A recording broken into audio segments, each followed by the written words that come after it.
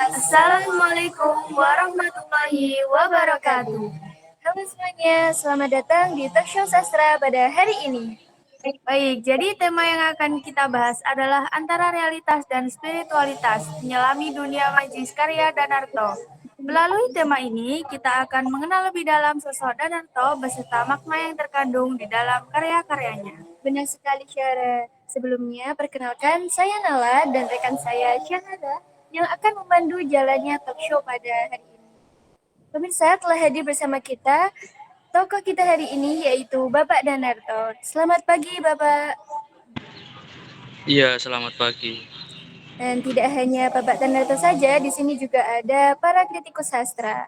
Silakan boleh perkenalan diri terlebih dahulu. Baik, perkenalkan nama saya Eva Nurfadilah. Saya Naila Ramadhani. Saya Relung Karunia Primadani. Saya Rizka Andini.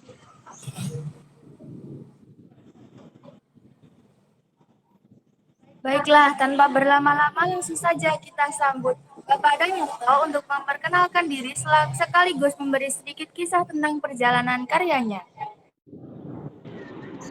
Baik, terima kasih. Sebelumnya, perkenalkan saya Muhammad Faizul Mutakin, berperan sebagai Danarto. Saya, Danarto sendiri, lahir di Sragen tahun 1940. Saya dikenal melalui karya-karya yang banyak mengangkat unsur sofistik dan realisme magis, seperti Good Love dan Ada Makrifat. Dalam karya saya berusaha menggambarkan kehidupan manusia yang berada di antara realitas dunia dan spiritualitas batin. Saya ingin pembaca tidak hanya memahami cerita, tetapi juga merenungkan makna yang tersirat di balik setiap simbol dan juga peristiwa. Terima kasih. Baik, luar biasa sekali ya Pak Danarto ya. Jadi dari penjelasan Bapak tadi terlihat bahwa karya Bapak itu syarat dengan nilai spiritual dan juga kehidupan refleksi seperti itu. Nah, benar sekali Nala. Setelah mendengar penjelasan dari Pak Danarto, mari kita mendengarkan analisis dari Kak Relung. Silahkan Kak Relung. Baik, terima kasih Kak Syahara atas kesempatannya. Saya akan sedikit menyinggung mengenai tema dalam karya-karya Danarto ini ya. Secara umum, tema yang diangkat itu adalah pencarian makna hidup melalui spiritualitas. Jadi Danarto ini menggambarkan bagaimana manusia itu berjuang memahami Tuhan di tengah realitas sosial yang kompleks. Karya-karya beliau yang memperlihatkan keseimbangan antara dunia nyata dan dunia batin, lalu juga antara jasmani dan rohani. Sekian Kak Syahara. Wah, luar biasa sekali ya analisis yang mendalam dari Kak Relung ini. Saya jadi penasaran dengan pandangan-pandangan yang lain. Boleh silakan Kak Naila. Baik, saya Naila Ramadhani berperan sebagai kritikus sastra. Di sini saya akan membahas tentang gaya bahasa. Gaya bahasa yang Danarto gunakan penuh dengan simbolis dan puitis. Danarto juga memadukan unsur realis dengan hal-hal magis atau metafisik sehingga ceritanya itu terasa unik dan penuh dengan makna. Wah, menarik sekali ya. Bahasa yang indah ternyata menjadi jembatan menuju makna yang dalam. Berikut mari kita dengarkan pandangan dari Kak Rizka. Silakan. Baik, terima kasih atas kesempatan yang telah diberikan. Di sini aku akan menjelaskan mengenai nilai budaya apa saja yang terdapat dalam tokoh Danarto ini. Yang pertama adalah spiritualitas dan religiusitas. Ini Pak Danarto ini banyak menampilkan ajaran tasawuf, di mana nilai ini menggambarkan budaya religius masyarakat Jawa dan Islam di Indonesia yang mendalam.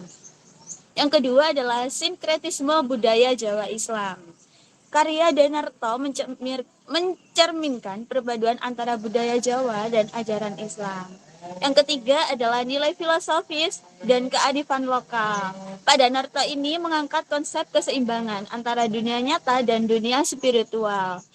Oke, yang terakhir adalah nilai kesenian dan tradisi pewayangan, di mana Pak Danarto ini menggunakan simbol dan tokoh wayang dalam karya-karyanya. Terima kasih. Nah, setuju sekali Kak Rizka. Jadi nilai budaya yang ditampilkan itu membuat karyanya terasa sangat dekat dengan masyarakat Indonesia. Seperti itu ya Kak ya. Baiklah, selanjutnya nih yang terakhir nih, mari kita dengarkan pandangan dari Kak Eva. Silakan Kak Eva. Baik, saya akan membahas pesan moral dari karya Pak Danarto. Yang pertama itu ada Good Love tahun 1974, yang pesan moralnya adalah pencarian makna hidup dan hubungan antara manusia dengan Tuhan. Cerpen-cerpennya itu menggambarkan bahwa kehidupan di dunia hanyalah sementara dan manusia perlu menyadari kehadiran Tuhan. Dan yang kedua ada Adam Ma'rifat pada tahun 1982, yaitu pesan moralnya adalah pencapaian kesadaran spiritual mengenal Tuhan secara mendalam melalui perjalanan batin. Manusia diajak untuk mengendalikan ego, memahami hakikat diri, dan mendekatkan diri pada Tuhan, yang pada intinya karya Pak Danarto ini seolah mengingatkan kita bahwa kehidupan dunia hanyalah sementara untuk menuju makna yang lebih hakiki. Gitu, Kak. Wah, indah sekali ya Eva. Maknanya itu benar-benar dapat kita renungkan dalam kehidupan sehari-hari. Benar sekali Syahara. Jadi dari narasumber-narasumber tadi kita belajar bahwa karyanya Pak Danarto ini tidak hanya penuh imajinasi saja, tetapi juga mengandung makna spiritualitas dan juga nilai budaya yang mendalam. Betul, semoga dari teks show ini kita semakin memahami bahwa sastra bukan hanya hiburan, tetapi juga sarana untuk mengenal diri dan kehidupan. Baik, terima kasih untuk Pak Danarto dan juga para kritikus sastra yang sudah membagikan pandangan-pandangan dari berbagai sudut yang sangat hebat sekali. Dan tentu saja terima kasih kepada seluruh penonton yang telah menyimak hingga akhir. Saya Syahara dan saya Nala pamit undur diri. Wassalamualaikum warahmatullahi wabarakatuh. Sampai jumpa di talk show berikutnya.